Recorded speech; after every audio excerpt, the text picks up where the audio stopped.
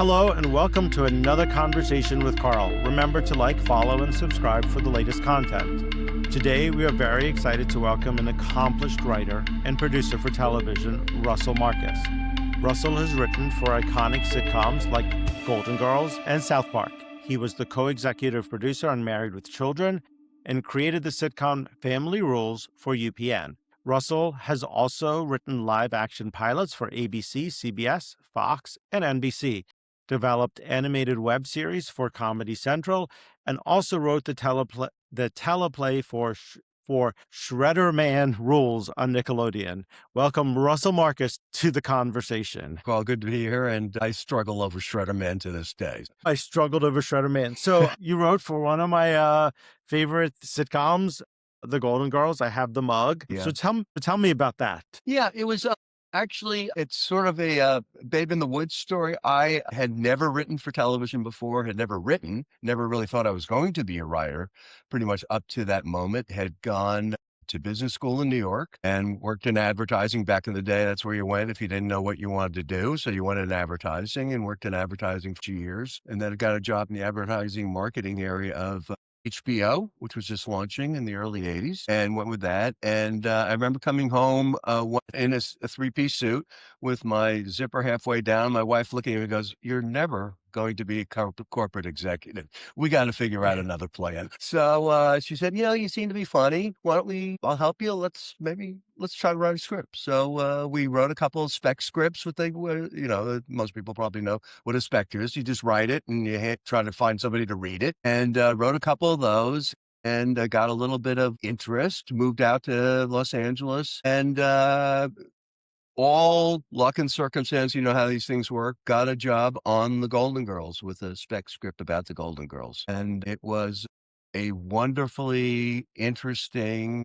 thrilling, and as Stan, I think, alluded to, Stan Zimmerman, frightening situation to be with those talented titans of comedy in the same room or on the same stage, and actually trying to give them words to say. But Well, a wonderful experience. that would scare me because those four, I would say B. Arthur, Rue McClanahan, Betty White, and Estelle Getty, but the three of those, three particularly, don't suffer fools. They I do would not say. suffer. They do not suffer fools. And I think what is even a lot of people don't understand that an added level of pressure really is from the other writers and producers on the show, who are all very competitive people in your room. I, to my fault, I was so petrified that I did not talk for the first 6 months in the writer's room. I was afraid to say a joke because I thought it was going to be stupid or not appropriate. And the executive producer said, "You're a funny guy, talk." And I was just paralyzed by fear. And so the same when I go down the stage, and Rue would occasionally come up and sidle up to you and go, "Love your script. Why'd you write another one for me like that?" And I would be like, the little schoolboy. It was a lot of pressure. It was one of the few examples, and we could talk about a couple of the other shows, but one of the few examples where you wrote a joke and they could make it better. And it was like Yeah. you wrote something and all of a sudden go, "Oh my God, I did not realize what that joke could be or that scene could be with them in it." Well, they were cutting edge. If you watch the show today, it Yeah. still holds up. The jokes still hold up. The lines still hold up. And that's what I'm like always surprised about. Like, that is hard to write something that 40 years later, we can still be talking about that show. Yeah. Yeah. And I think part of it is obviously the characters that Susan Harris, created. But here's a strange connection. I did write an episode of South Park and worked with the guys on that show for a couple of weeks coming up with it. And in some ways, it is little boys talking like adults, and Golden Girls was like adult women talking like little boys and little girls. I mean, there's almost an absurdity in the setup that makes it funny. As some of the biggest jokes we got on Golden Girls, besides the really clever ones, were fart jokes. And it was Yeah. just the absurdity of an older woman acting like a little teenage girl or boy, I think, is immediately an endearing thing. Outside of all the other stuff that you talked about how they're great characters and their acting is so wonderful. Still, I think there's a juxtaposition that works really, really. But there's also a morality to the show, right? There was always a lesson that if I watched today, Blanche's brother is gay. That's a big Yeah, story. And like yeah, there's other stories about it's these four women still trying to find life. And when yes. the rest of the world is saying this show's not going to be successful.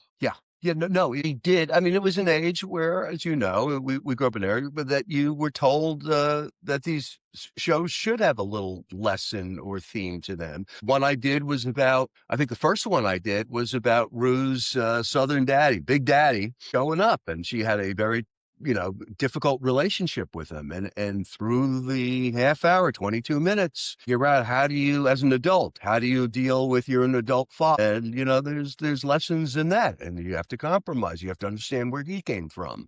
And so, yeah, I miss those things a little bit. I mean, Big Daddy lands up marrying the widow Spencer,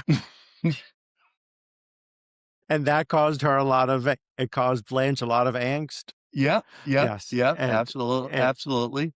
And, even though I think it was a B story in one of them, but I wrote a story about, Estelle at whatever age she was back, or Sophia, whichever, and she decided to run a marathon or a mini marathon or something like that. And just the idea that at this age, you could do that. I mean, that's a that's on the internet every day, right? In terms of age and what you can do. So, so when you would go into the after the writer's room and you are now doing a read through with the four of them, were you there for that? Did you sit there and listen, and were yes, you freaked out by probably that? it was probably one of the most, I think most of the audience knows that when you write a script on a staff, it's not just your jokes. By that time, the Yeah. executive producers and everybody else have contributed to it. So it's a joint effort, but your name is still on that, is still on that front page.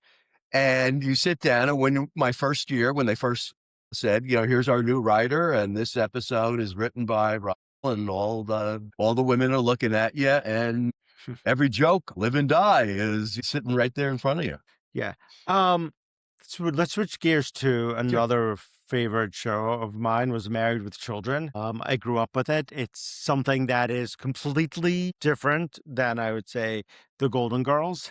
Yeah. And how did talk about that show a little bit? Tell us about that. Yeah, I don't know if most people, it was actually pitched. The title of the pilot was pitched as Not the Cosby Show.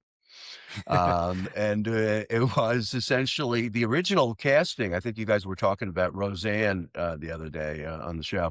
The original casting was supposed to be Roseanne Barr and Sam Kinison, if you can remember the Oh stand-up wow. comic Sam.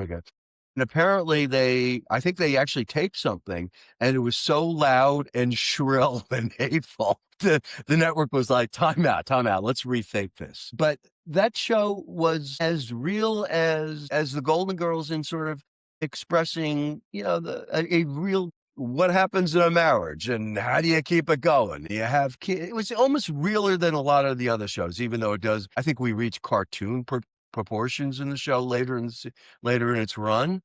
But we had some very, very real conversations and real attitudes. But a guy wasn't happy. Came home from work. He got the crap beat out of him at a shoe store. He would come home. The wife wasn't cooking. She was lying on the couch smoking a cigarette, watching TV. His kids didn't respect him. I think that connected to a fair amount of A lot of people. At least people. that part did. I mean, there's a scene that I remember always from that show, which always makes me laugh. And every time I see a computer, Peggy or Katie Seagal goes, they get a computer, and then she gets an ornament to put on top of the computer because she's like, she has to decorate it. And it Yeah. just always has sat with me, that joke. And I just like, if I see an old computer, I think like, oh, do we have to decorate it? Yeah, they had a few little things that you just somehow were able to pin a character or crystallize a character's attitude about life in one little thing. And I think the creators, Michael Moy and Ron Leverett, were geniuses that way. And they just sort of looked for little things like Ed O'Neill, the Al Bundy, on his audition, apparently, all he did to get the job was he walked in and just laid his head against the door frame of the home. And just that thing of, oh my God, what am I entering? Sold the whole show as to what the attitudes were going to be. Well, with all the characters, you have to believe, even though they're miserable, he still loves Oh, Peggy. yeah. Yeah. Peggy still loved him. The kids still like this is their awful life, but it's still they still love their It's they life. still are together, and they still and if anybody threatens them, they are Yeah. band together like the strongest team forever. And I think that was, a lot of people didn't see that. They just thought it was hate and vitriol and yelling at, but there weirdly enough, there was, as you said, there was a lot of love and bonding beneath the dysfunction. Well, that's the same thing with the Golden Girls, right? They make nasty comments to each other, but you never doubt they love each other. So you Yeah. allow them to make those comments. And it's the Yes. same thing with Peg and Al Bundy. You never doubt they love each other, and you never doubt that they're both there to stay. Yeah. Like they're Yeah. not looking to leave. Yeah, and it's interesting because I don't watch a lot of TV now, but I do watch a couple of the drama series that are out there, and sometimes they make no pretense of that there's any love between anybody anymore, and I suppose it's well done TV craftsman, but somehow it loses some emotional connection, which I think a lot of people look. So, and then let's talk about South Park, because that's another brilliant satirical commentary on current events, pop culture. Would you say South Park is one of the most controversial TV sitcoms?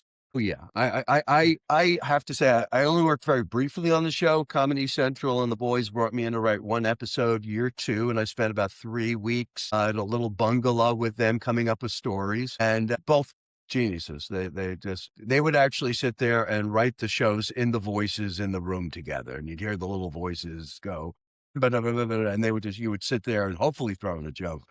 But yeah, I from day one, they were pushing it, and I think the genius behind that show, I think it's been on what, 30 years now, almost 30 years, Yeah. is that I would call it an equal opportunity offender. They are willing to go after everybody. And I think they don't pick on people. They do pick on people, but they pick on everybody.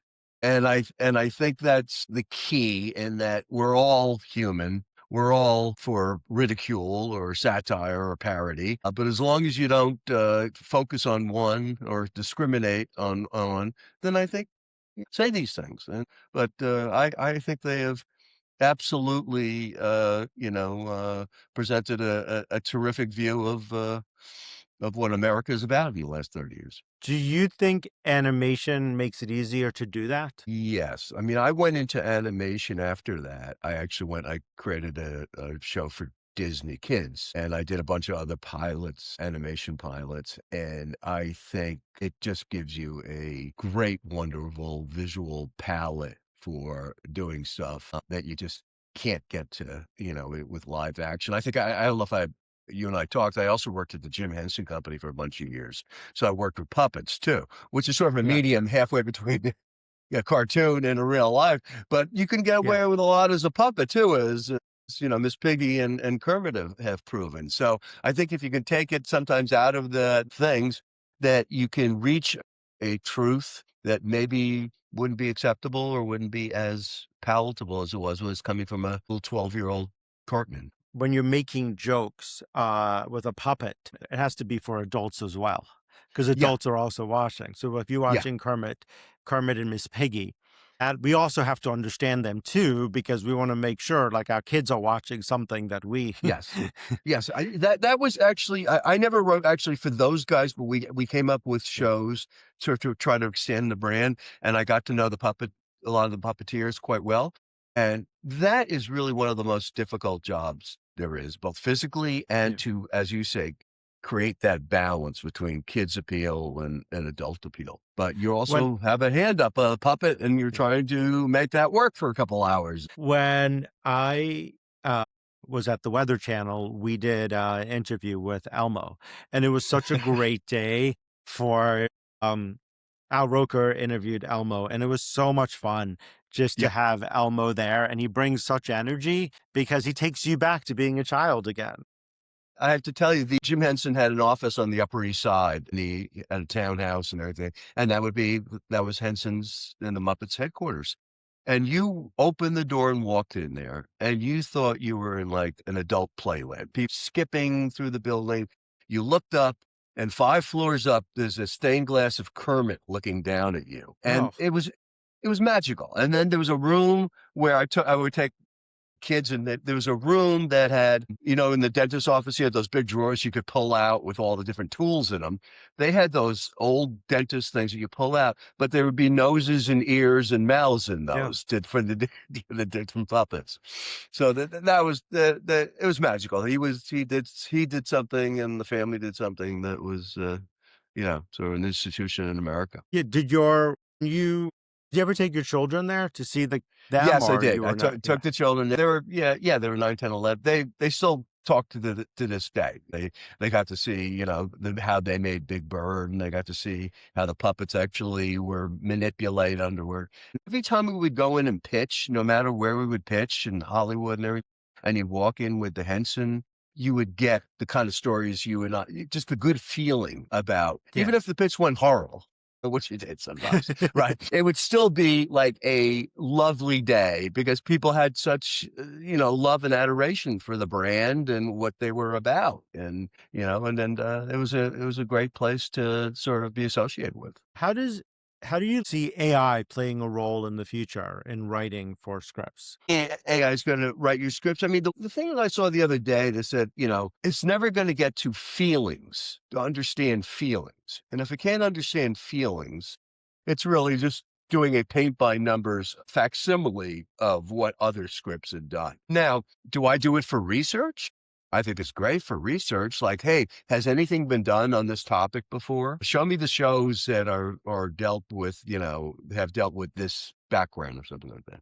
And that's great. And maybe even a couple ideas, but you're not going to get the character development. You're not going to get the nuance and the feelings and the emotion. 50 years, maybe we'll be proven wrong in 50 years from now, but I don't see that. No. Well, in all the shows that we've been talking about so far, South Park, Married Mhm. with Children, and then going back to Golden Girls, they were all ahead of their time. Yeah. And you can't and even when you're talking about animation, ahead of its time, you can't do shows that are going to be successful if they're not ahead, if they're not, breaking barriers, if they're not making you think differently, challenging conventional wisdom. Golden Girls is a great show, and Married with Children's a great show. But if you watch it today, it's not talking about issues that we're talking about today. Yeah. Yeah. No, I think to your point, Brandon Tartikoff, who was a genius behind a lot of the NBC heads, Cheers and all that, he used to say, we have to put on what's not on. And I think that was a great, way of looking at it for his executive to say, wait a minute, as we've discussed, he's like, oh, another hospital show. Okay. I guess the pit maybe is doing something differently, but generally speaking, we don't need another hospital show. What's going to break through is about, something about we haven't seen before. And I think Golden Girls, I worked on Full House too. That probably wasn't one of your favorite shows, Yeah. just in terms of demographics, but it was a big, giant success. And one of the things that was part of it is I think it trailed Three Men and a Baby, the big movie with Yeah. even at that time, the idea that three guys were going to raise, children was a little risque. It was like Yes. you wouldn't even do that. And so Yeah. I think to your point, you really sort of have to, push it and say what hasn't been done before. What can we do? But then in each of those shows, you come back to identifiable characters and emotion that rings true to any of us. Yeah, I watched Full House, not as religiously as I watched the other shows, but I did watch it, so I do remember DJ Tanner and some of the characters. Yeah, yeah, and the boys, Bob Saget and Yeah. John Stamos and Dave Coulier, they were terrific and wonderful guys, and they did a great job. And it was, I think, one of the things I was going to say in all the shows that we've talked about is that as important as the writing is, and obviously it's the shows that we've mentioned, maybe outside of South Park because it's drawn, casting, who they put in those roles and those faces and those people. You just sort of want to be with those people and spend time with them. Yes. Who does not want to sit at the table and eat ice cream with those four ladies? I mean, you do. And, and I Cheesecake. think, what's a cheesecake, right? Cheesecake, yeah. And exactly, cheesecake. And, you may not want to be in the room with having dinner with the Married with Children family, but you want to have a beer with Al, certainly, I think, and I think that is They're not a bad people. None of them no, are. Even they're not no, bad none of people. them are. I mean, And all of those characters, they really love their like the Golden Girls, Married with Children. They love the Tanners on Full House. They all love their family. yeah, yeah, I think that's the basic thing. You want to, I think you can get away with in a movie with a character who's, horrible and you don't want to see ever again. That's fine. But I think that to get somebody to come back next week, you gotta connect. Now, I think TV does probably a little better, more realist job of like finding faults in characters who are still appealing, but there's still something you want to see, whether it's Succession or something like that, that they may not be as lovable, but there's something you still are attracted to in that character, even though they may be more dysfunctional.